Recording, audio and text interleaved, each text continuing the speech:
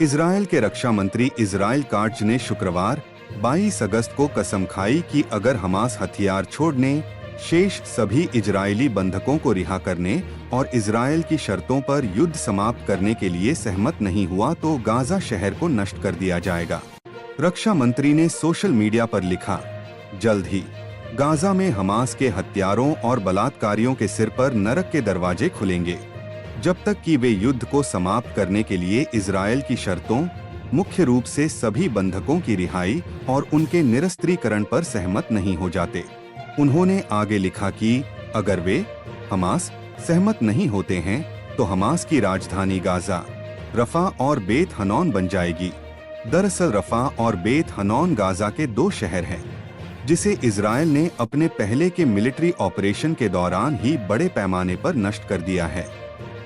इससे पहले इजरायली प्रधानमंत्री बेंजामिन नेतन्याहू ने गुरुवार देर रात कहा था कि उन्होंने गाजा में शेष सभी इजरायली बंधकों को मुक्त कराने के उद्देश्य से तत्काल बातचीत का आदेश दिया है।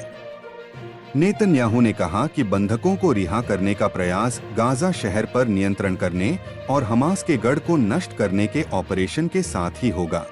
नेतन्याहू ने एक वीडियो बयान में कहा, ये 2 मामले, हमास को हराना और हमारे सभी बंधकों को रिहा करना, साथ साथ चलते हैं। नेतन्याहू ने सीज़फायर पर बातचीत के अगले चरण में क्या होगा, इसके बारे में कोई अधिक जानकारी नहीं दी।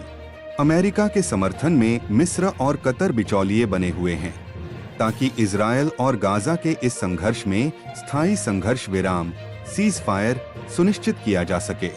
वे अपने नए प्रस्ताव पर इजरायल की आधिकारिक प्रतिक्रिया का कई दिनों से इंतजार कर रहे हैं, जबकि हमास ने इस सप्ताह की शुरुआत में उसे स्वीकार कर लिया है। हमास ने जिस प्रस्ताव को मंजूरी दी है, उसमें शुरू में 60 दिनों के लिए सीज़फायर की बात की गई है। चरणबद्ध तरीके से इजरायली बंधकों की रिहाई की जाएगी। बदले में इजरायल कुछ फिलिस्तीनी कैदियों को रिहा करेगा और गाजा में मानवीय सहायता के प्रवेश की अनुमति देगा। इजरायल ने जोर देकर कहा है कि किसी भी समझौते में सभी बंदियों को एक ही बार में रिहा किया जाएगा।